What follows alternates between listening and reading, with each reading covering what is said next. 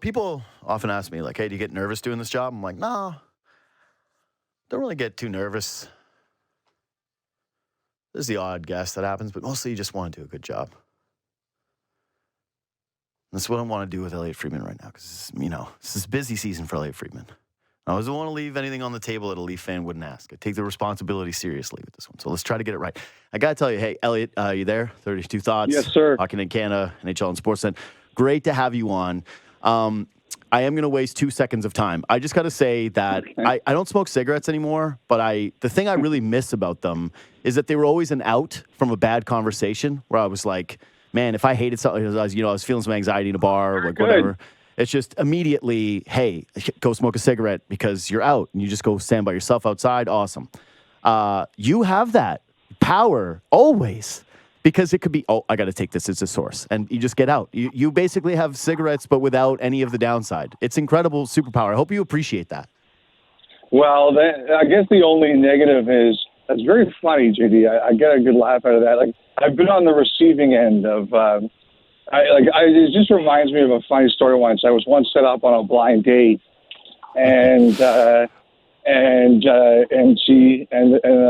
woman I was with, she looked at her phone at one point. I'm like, oh, this isn't going well. And she goes, why do you say that? And I go, well, that's your friend, texting you. Yeah. Checking to in. see if she should call so you can get out of it. And she blushed and she said, how do you know? And I said, come on, like everybody does that. Yeah. So I completely understand where you're coming from. This story doesn't end up, and that date ended up being my wife. It's just no. No, that does not.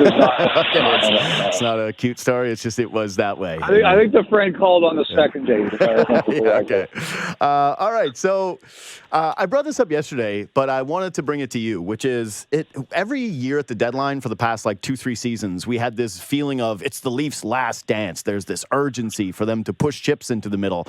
They've got to get things done. And this is Kyle Dubas. It's what's he going to get done? Will he keep his job? All these different iterations of it. The Leafs have a new general manager, so it feels kind of fresh, except for the name of what this whole program is called the Shanahan Plan. I'm curious how much pressure, if any, you think is on Shanahan heading into this postseason, and how much of it could actually impact the way that they treat this deadline. Well, first of all, I think there's always pressure here. I don't think you can run away from it, JD.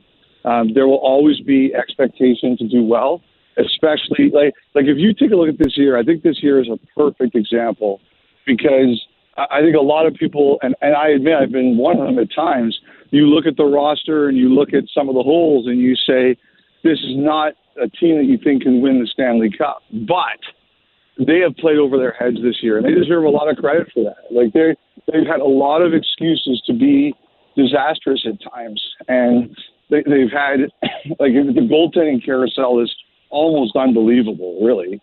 The injuries on defense, some of the things that have happened up front, and they've found a way to power through. One of the biggest critiques of the Maple Leafs over the last few years is that they weren't better than the sum of their parts. And I think this is the year you can argue that they are better than the sum of their parts. They've really shown a lot. So I think JD and Nick argues this all the time. He says you can't burn a year of their primes, especially not when Austin Matthews is on a 70-goal pace. So I think what that does, it's like your results dictate what you should do. Mm-hmm. And this year's results dictate that whatever questions you may have about, how the roster, the players have earned that. They've earned help. Mm-hmm. And look, Treliving went out and he got them help, and he's looking at trying to get them more help. So I think that's what sets the tone for how your deadline is going to work. Okay, so I definitely want to get into, how that help may materialize or what that could end up being. But it seems like I got a chance to speak with you for a second on Justin and Ailish's show earlier this year. And you mentioned, hey, what they're using the first for is not a rental. They're using that in hopes of a defenseman who has some term. And it feels like that has not changed, right? That there's been a reluctance to move any asset of significance for any player that is not under contract for a while or fits fits this team for more than a season. And that makes sense given that they don't have a ton of assets to work from. But also when I'm tying that into kind of the pressure narrative of the front office, it would say to me anyways that it's not that desperate. Like, of course, there's always pressure in the market, but maybe not pressure in that you could lose a job type of pressure if the Leafs fail this year. Is that fair? Well, I just don't. Again, I think this has been a year. Like, a lot could happen between now and then. Like, as you know, this city's a roller coaster, and I don't like making proclamations. But what has happened this year that, like, makes you, like, again, I think they've really overachieved in a lot of ways. Mm-hmm. So when that, and I mean, look, we'll see how the playoffs go and how everything works out, and we'll have a better picture then. But how many people do you think this year haven't done better than expected? And I take a look at some of the guys like Benoit. Like, he was a mystery to a lot of people. He's been really good. I just look at a lot of what's happened this year, and I think a lot of players and people have done better than we expected. Or when things like, you take a look at how many people were going really badly that have really started to get going. Bertuzzi, Domi, Reeves, even, like, his season has changed. Like, to me, that means you probably have a pretty good environment. So, I mean, JD, who knows what can happen between now and then? I know everybody didn't like the game last night, and they certainly didn't look good last night at all from the drop of the puck, but they have tended to recover very well from poor performances. The other thing I'd say here is about, like, I do believe they would prefer to add term with that first-round pick or something creative in the sense, like, they put the first-round pick. When they tried to trade for Zadorov and Tanner from Calgary, the first pick was in there. And I suspect they're one of the teams that have kind of kicked the tires with Philly on both Sealer and Walker. And I would think that if that was ever to happen, the first-round pick would have to be in that. So it's something creative. It's more than just a one-player rental. Since this winning streak, has your impression been, and I know you're reporting that they're checking in on everybody, they're doing their due diligence, but has there been a sense of added aggression to the way that they're pursuing this trade deadline since the streak? Yeah, well, I think there was. And I think it's also because because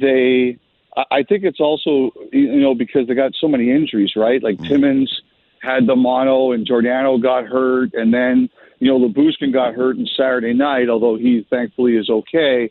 I think that added another layer into it. Like, we have to get a body in here. And so I think that is but now, like, this week is just, deadline spur actions, right, JD? So now everybody's hair is on fire. Okay. Is there a team out there, though, that you're looking at and saying you're the group that actually could change this deadline from going seemingly pretty flat in terms of the market to, this now, their decision is going to potentially impact the Toronto Maple Leafs and this becoming a little bit more interesting?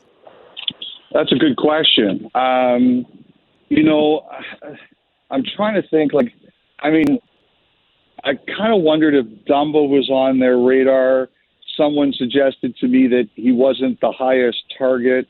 I've wondered about what Philly could have there and Toronto's interest in that. Like, I think they were very interested in all the defensemen from Calgary, but Zadorov's gone, Tana's gone, and Hanifin.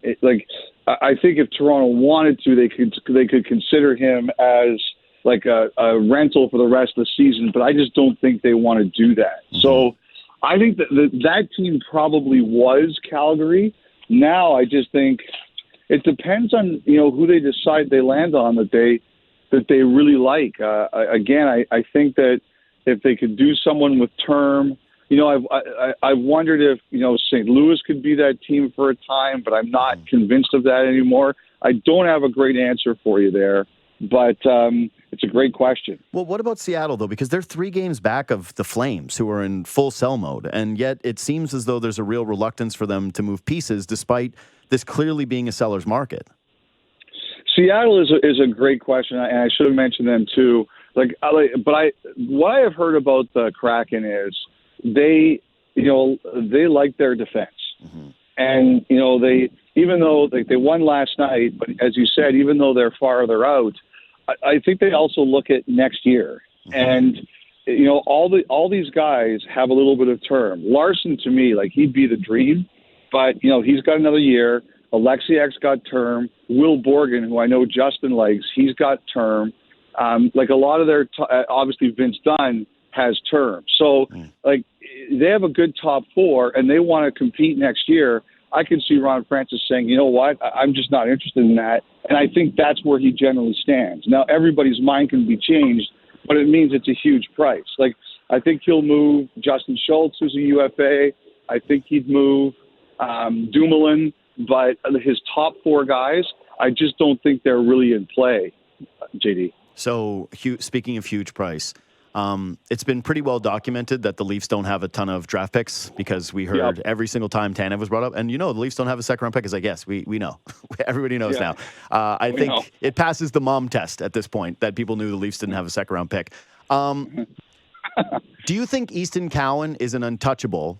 And beyond him, how much of what the Leafs have in the farm system is affecting what they're doing right now? Like, because it doesn't seem like there's a lot of depth there. Do you think that someone like Fraser Minton would be in play for the right type of player? Like, where do you think they're at organizationally with what they would give up in a trade beyond this year's first? Well, the one thing I do know is that people have asked them about Nyes and Cowan and Minton, and they have said no to this point. All three? On all of them. Yeah, all three. Those are like the three players that get asked about the most are those guys. And Nyes, obviously, like he's already a really good player. But they get asked about Cowan and Minton, and they've resisted it. They're not interested. Now, like the one thing you understand is, and I understand this very well, is that what is true yesterday might not be true tomorrow. And things can always change, and maybe you get something where you say, holy smokes, we just have to do this. Like I'll tell you, like JD, like some of the stuff I wrote even yesterday or said on the podcast yesterday, I have people texting me by last night, like, this may have changed. This may have changed. So, like, at this time of year, it's crazy like that. But to this point, Toronto has made it very clear that those three players are players that they are not interested in dealing. All right. So let's talk about one of the things you mentioned yesterday on your podcast and in the article. So Nick Robertson, not happy at the beginning of the year. The Leafs give him that assurance, which you've said as well. But here's the thing. They can give him that insurance all they want. Or assurance, sorry. You look at the roster, it doesn't really seem like there's a Robertson fit. And you watched that Bruins game last night, and I wasn't thinking, boy, you know who they're really missing? Is a Nick Robertson type. How do you think this plays out? And do you think that he's actually a name where if they can't find space for him, he has the potential to be moved this week? Well, you know what? Like when he got sent down last week, and they made it very clear to him, Nick, you're only going down because Holmberg hit his waiver number last Thursday in the win over Arizona, and you're not going to risk that. So it was either him or Nyes, and Nyes sure isn't going down. And they told him, understand that this is a numbers game, and their plan, because after the deadline, your roster is allowed to be as many players as you want as long as you're under the cap. So they told him that right after the deadline, if not before, he's coming back up. And I understand that he was okay with that. He understood. But the one thing I'll say is, like, I really like what that Robertson-McMahon line has done for Tavares. Tavares, by aging curves, has just slowed down a bit. And those two guys have really done well with him. And so I do see a fit for Robertson here. And the other thing is, look, I understand that everybody has flaws, JD. The way I try to look at life is what can you do as opposed to what can't you do. And that kid can score, and that kid can shoot the puck. And would they want him to have a more well-rounded game? Absolutely, they would. But in playoff series, those guys, like those goals are hard to come by. They're going to play Boston in the first round. Goals are going to be hard to come by, and Robertson can score. Yeah, it's hard to see where he fits right now, especially since Yarncroc came in that line, and they've been better. Even better. I thought the same thing with Robertson as well. I just hard to ignore. The way that they seem to be putting this lineup together. And I guess if they're trying to find a way back in, it just usually means that there's going to be a subtraction somewhere else on the roster. And right now, it's tough to see where that spot is. Okay, last one on the Leafs. Do you have any kind of feel for what their hope is in regards to which goalie emerges as their number one? I think they have always planned for Wool to be that guy. Mm-hmm. And now, we'll see how this works with the rotation and everything. But at the beginning of the year, there was a reason that they only offered Samsonov max 3 years in the summer. And that was because they saw a path for Wool. And so I always believed that no matter how this year started, Wool would have a chance to be the number one guy at the end of the season. And, what a while. And that was the case when he got hurt. I mean, what a crazy year it's been in goal. Mm-hmm. Right now, it's, Samsonov, I thought against the Rangers was incredible. And I give that guy a lot of credit. This market buried him at Christmas. His Christmas gift was a big lump of coal, and he could have completely folded, and he's done an incredible job. It's an open competition, but I do believe that long-term, their hope is that Wool is that guy. Yeah, just long-term for sure. But in the right now, I would imagine that there's a sense within the organization of we need to make sure that Samsonov feels good because we absolutely need both guys during the regular season here. So it's like, can you convince the one guy that he's still in the mix to be the starter while rooting for the other guy, but secretly, it feels like there's a lot of politics and psychology at play with this. Well, I think there is that. There's no question about that. But also there's, in sports, a lot of the times you live in the now, JD. Mm-hmm. And so you can have a short-term goal and a long-term goal. And right now, it simply comes down to who's playing better. Now, Wool didn't look great last night. I think a lot of that was that they weren't very good. Mm-hmm. And Samsonov was outstanding against the Rangers on Saturday. So it's probably his net tomorrow night against Buffalo. But I think if we've learned one thing this year, it's not to expect that what is true today will definitely be true tomorrow. Okay, so this is the big one. The Penguins are selling. Yeah, that's clear.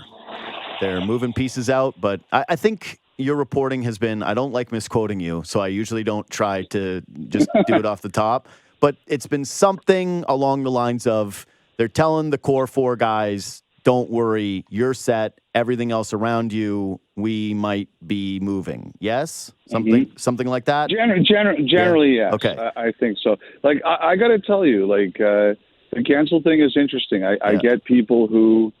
I definitely get people who have different opinions on it, but they are but that is generally correct, JD. Okay, so Sidney Crosby continues to play extremely well. He's not going anywhere. Even this offseason, you don't think they'll even go up to him and say, "Hey, it's the last year of your deal. What do you want?" They're not having that talk. Well, look at this. I think that first of all, he's not going anywhere now. Yeah. That's for sure. Now, for sure, no. Yeah, for sure, no. Look, I just think this. You are going to have to convince me, and the reason I feel this way, Malkin extended and Letang extended for term, and Crosby wanted both of those guys back, right? I just want you to show me a situation where he leaves them. It just Sidney Crosby has earned the right to call his shots as he sees fit. I am completely good with that. But I just, the way he's wired, I would be surprised that he'd want to leave those guys. I would be surprised too, but he's playing so well. Yeah. It's incredible, but he's 36 years old, and I don't. We just saw with Ovechkin this year, right? And you watch Capitals games, he's clearly lost a step. It just happens with athletes quickly. And I can't help but think, I wonder if there's an urge as a competitor, if you're looking around there, you're that smart, and you saw the post-game that he had the other night, right, when they were asking about the scenarios or the situations, and he seemed visibly frustrated and pissed off. And if they just continue to go through this and then you end the season and say, well, it doesn't really look like there's a roadmap to being competitive the rest of your career if you just... I think the Lakers are in a similar spot with LeBron right now, where you're going, well, what do we do? If we re-sign you, we don't know if we can win. But if we let you go, we're letting one of the greatest players ever leave the organization. It's a tough one. It's a prickly one. But I would just think they have an obligation to at least approach him and say, what do you want us to do? Because, we'll let you call it. I would suspect, JD, that those conversations have happened already. Okay. I just don't think. First of all, I don't think Dubas would have taken the job without having that conversation. Okay. Secondly, I don't think that he would have gone in front of the media and spoke the way he did a couple of weeks ago without having that conversation, or at least through Sid's representatives. Look, could it happen? Absolutely. You have to convince me that that's what that he would want to leave. Like people who know him much better than I do, like they do think that one team for his career is very meaningful for him. So, but you know what? Like things change. But the one thing I look at is just the fact that Malkin and Letang signed, and he wanted them to stay. So is he going to change his mind on that? Like after those two players committed? Yeah, it could happen, but that's the thing you have to convince me. Elliotte, thanks so much for the time today. I know it's extremely busy. I very much appreciate it. My pleasure, JD. Happy to do it. You're shocked it was this short. You're shocked. No. Actually, no. Don't forget, I'm on for 30 minutes with Merrick every day. Like this is like I get a recess. I consider this very good. Okay. Take care, man. Thank you for doing this. All right. Take care, man. See you, buddy.